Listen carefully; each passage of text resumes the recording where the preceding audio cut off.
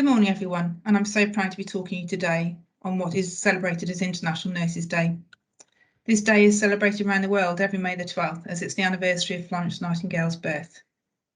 It's also fabulous to be able to celebrate today at a point where in this country we've emerged from the most recent phase of the pandemic and have so few patients sick with COVID compared to recent months.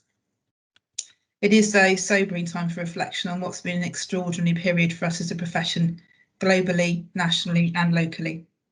And our thoughts are with our colleagues in other countries who are still in the grip of the pandemic and facing such risk in countries such as India. The past year has absolutely shown us and our communities the best of what our profession can offer,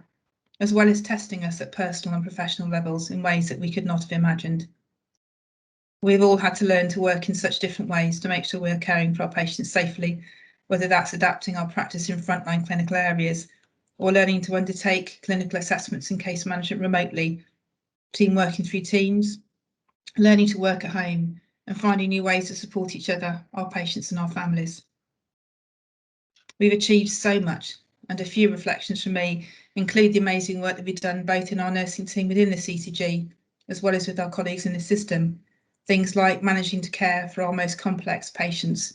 by undertaking online assessment and case management, continue our critical safeguarding and patient safety work with system partners,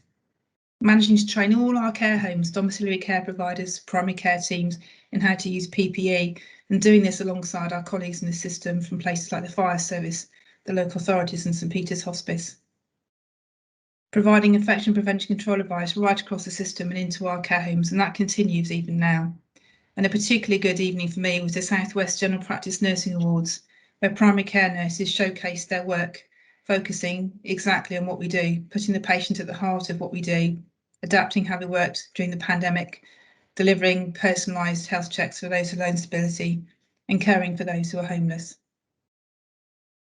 We know that there are about 27.8 million nurses globally, and over 6,000 of those, well over 6,000 of those, are within the BNSSG system. We also know that the pandemic has impacted on nurses in so many ways, including our health and well-being, and we need to not forget those who've died, but particularly on mental health and well-being, the completion of our training for those in training now, as well as those that we're recruiting to the workforce going forward.